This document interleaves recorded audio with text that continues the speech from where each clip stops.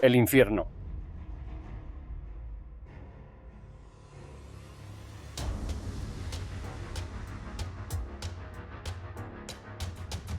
¿Alguna vez te han hablado del infierno? ¿Has escuchado esta palabra ser expresada por alguien, usándola como maldición o para ser usada como un insulto o agresión? ¿De dónde vino? ¿O quién inventó esta palabra? Antes de comenzar, te pediré que dejes un me gusta, compartas este vídeo y te suscribas para apoyar este canal, crecer juntos y llevar la palabra de Dios al alcance de todos. Comenzamos. La Biblia habla de un lugar llamado el infierno, a lo largo del Nuevo y Antiguo Testamento. Dice que fue un lugar creado y preparado para Satanás y sus ángeles, que es un lugar de eterno tormento para todo aquel que va ahí. Pero, ¿quiénes son los que irán a ese lugar? ¿Y por qué Jesús nos advirtió tantas veces a lo largo de su evangelización que la gente se abstuviera de ir a este lugar infernal? ¿Y de cómo podemos evitar? Muchas religiones no hablan de este lugar. Otras sectas religiosas ni siquiera creen que exista y otras más le dan una interpretación diferente a lo que dice la palabra de Dios. Pero ¿cómo podemos saber cuál es la verdadera interpretación del infierno? ¿En qué parte de la Biblia podemos encontrar los capítulos o versículos que hablen de este tema? En esta ocasión te hablaré de este tema, que desafortunadamente se ha vuelto un tabú hasta en las propias iglesias. En la palabra de Dios encontraremos a lo largo de las Escrituras diferentes escenarios donde se habla de esto. Y también de por qué te tengo que hablar acerca de este lugar, aunque es un tema que muy pocos toman en cuenta. Algunos ni siquiera saben que existe, y otros más lo toman como algo de fantasía o simbólico. Aunque nuestro Señor Jesucristo habló más del infierno en el Nuevo Testamento, lamentablemente sigue siendo poco mencionado. Vamos a explorar la palabra de Dios para profundizar más en el tema. En el libro de los Salmos, en el Antiguo Testamento, capítulo 55, versículo 23 dice: Pero tú, oh Dios, los harás caer al pozo de la destrucción. Los hombres sanguinarios y engañadores no vivirán la mitad de sus días, mas yo en ti confiaré. ¿A qué se refiere? Al decir, los harás caer al pozo de la destrucción, ¿será acaso el infierno un pozo profundo? ¿O simbólicamente se referirá a un túnel o vía que te lleva al Seol? En Salmos. Capítulo 88, versículo 11 dice: ¿Se hablará de tu misericordia en el sepulcro y de tu fidelidad en el Abadón? Te preguntarás, ¿qué es el Abadón? Encontramos que el término hebreo Abadón y su equivalente griego Apolión aparece en la Biblia tanto como un lugar de destrucción como el nombre de un ángel. En la Biblia hebrea, Abadón se usa para referirse a un foso sin fondo, apareciendo junto al lugar Sheol, el reino de los muertos. Notarás que aquí, en este versículo, dice foso sin fondo, o en su idioma original dice fosedión, que quiere decir pozo sin fondo. Vemos aquí cómo se conectan estos dos versículos en diferentes capítulos hablando tanto de un pozo y un ángel. En el Nuevo Testamento se describe un ángel llamado Abadón como el rey de un ejército de langostas. Su nombre fue transcrito por primera vez en griego, Apocalipsis capítulos 9, versículo 11. En el hebreo es Abadón. Leamos a continuación en la Biblia lo que se menciona en el libro de los Salmos.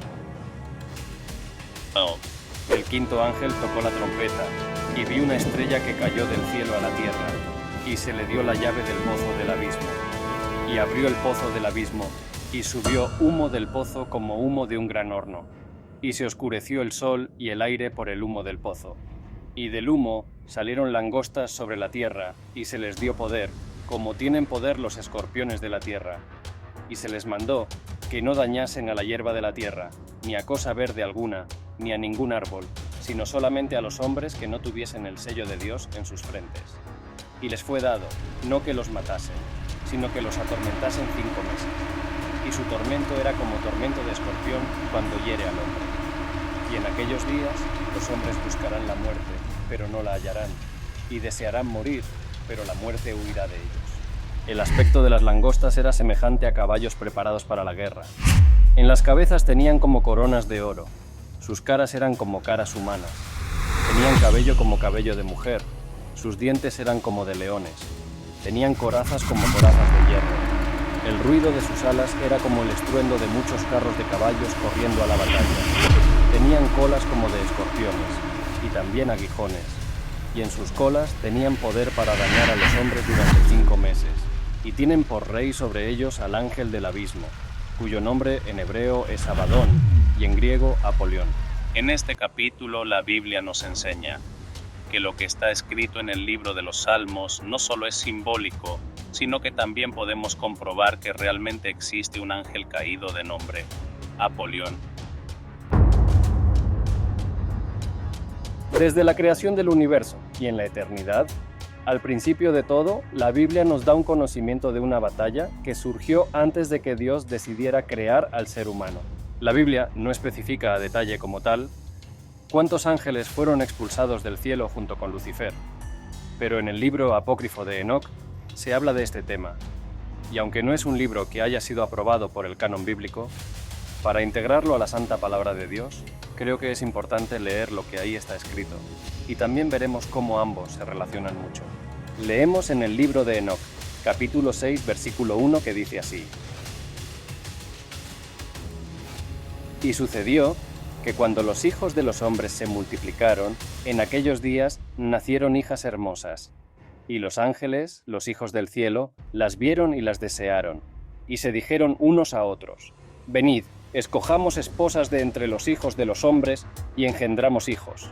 Y Semjasa, que era su líder, les dijo: Me temo que en verdad no aceptarás hacer este acto, y yo solo tendré que pagar la pena de un gran pecado.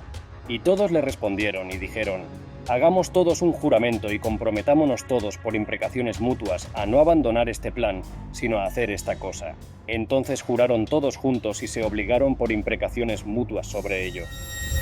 Y fueron en total 200, quienes descendieron en los días de Yared en la cumbre del monte Hermón, y lo llamaron monte Hermón, porque habían jurado y se comprometieron por imprecaciones mutuas sobre él.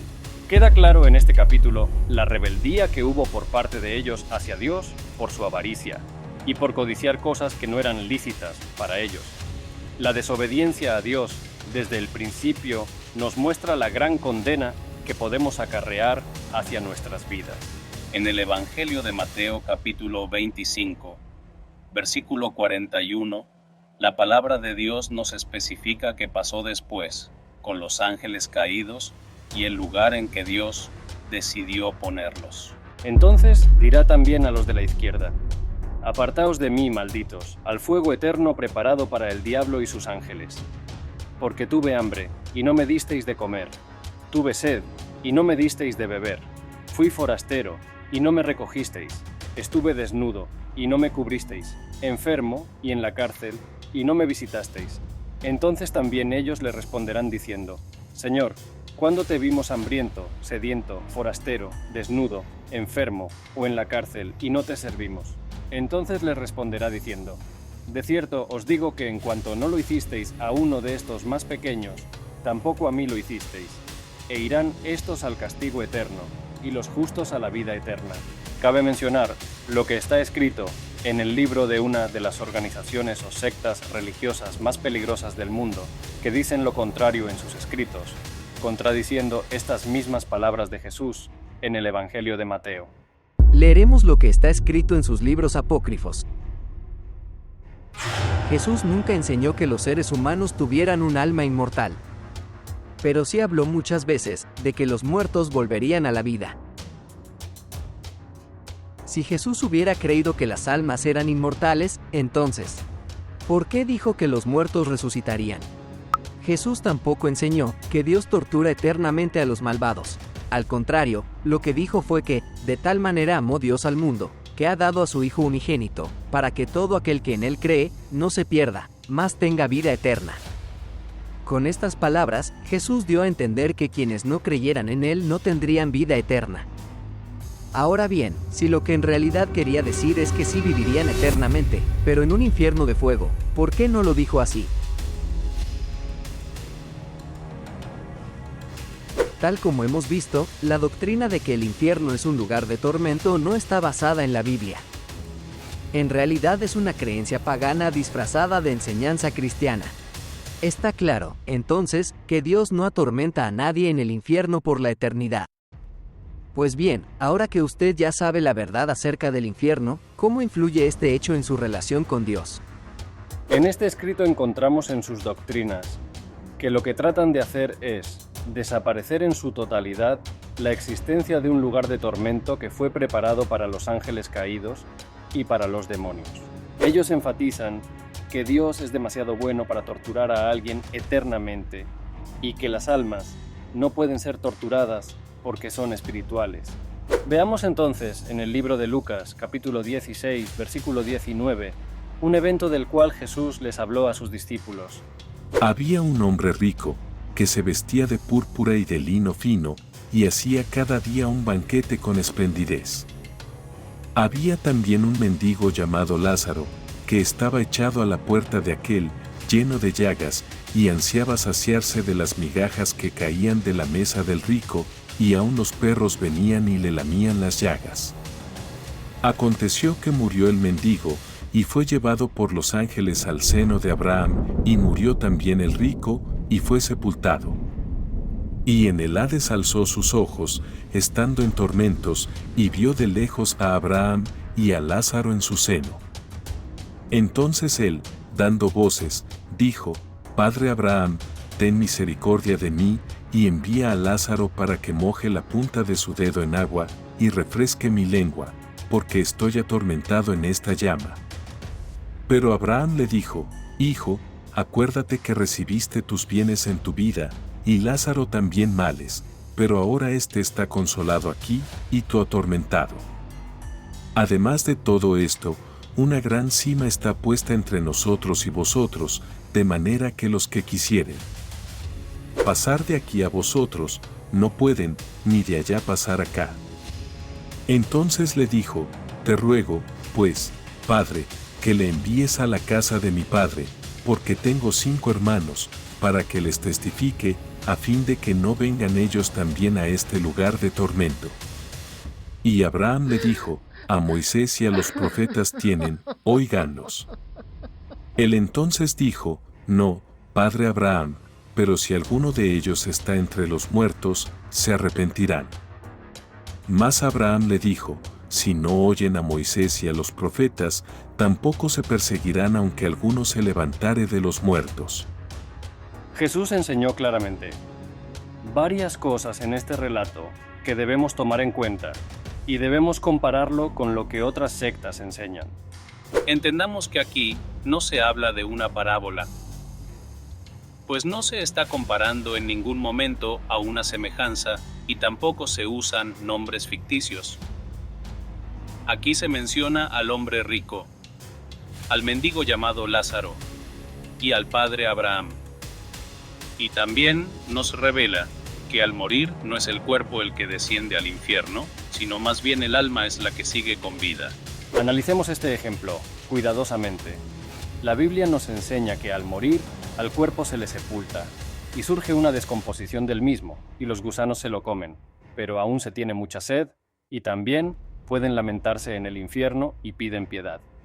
Vemos cómo Lázaro en vida estaba enfermo y tenía llagas en su cuerpo.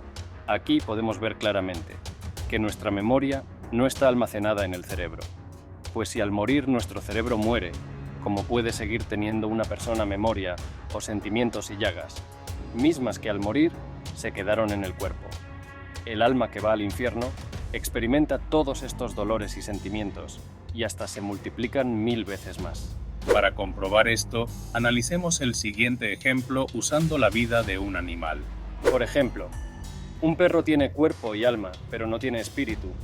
Ellos tienen memoria y sienten dolor, sed, hambre, calor, miedo, etc.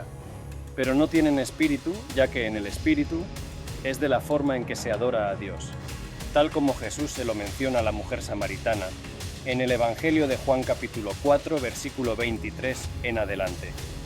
Mas la hora viene, y ahora es, cuando los verdaderos adoradores adorarán al Padre en espíritu y en verdad, porque también el Padre tales adoradores busca que le adoren. Dios es espíritu, y los que le adoran en espíritu y en verdad es necesario que adoren. O díganme, ¿cuándo fue la última vez que viste a un animal alzar las patas al cielo y adorar a Dios y glorificarlo? Nosotros, en cambio, tenemos cuerpo, alma y espíritu, pues estamos hechos a imagen y semejanza de Dios, tal como está escrito en el libro de Génesis, capítulo 1, versículo 26. Entonces dijo Dios: hagamos al hombre a nuestra imagen, conforme a nuestra semejanza. Leamos lo que dice en el libro de Segunda de Pedro, capítulo 2, versículo 4. Porque si Dios no perdonó a los ángeles que pecaron, sino que arrojándolos al infierno, los entregó a prisiones de oscuridad para ser reservados al juicio.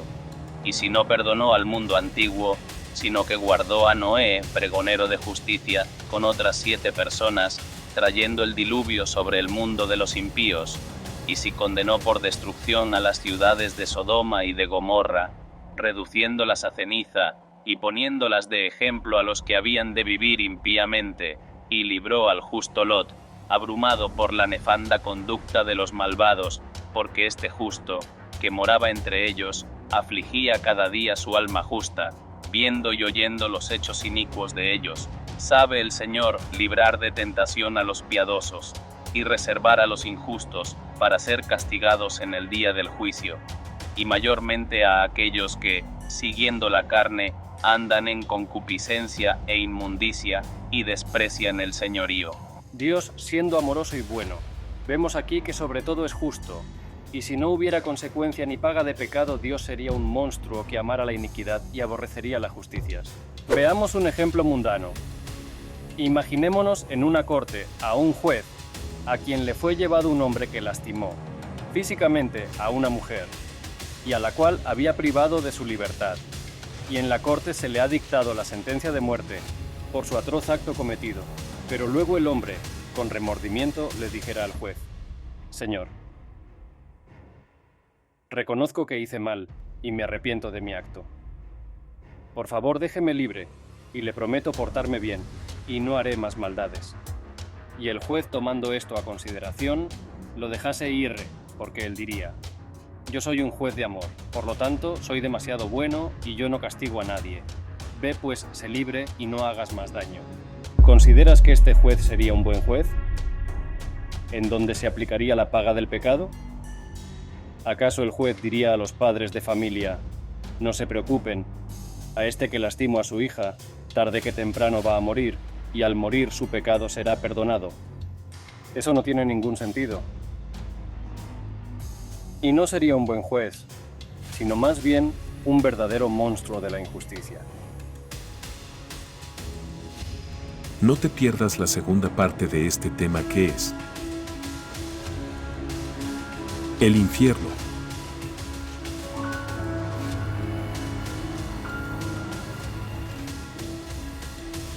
Continuará.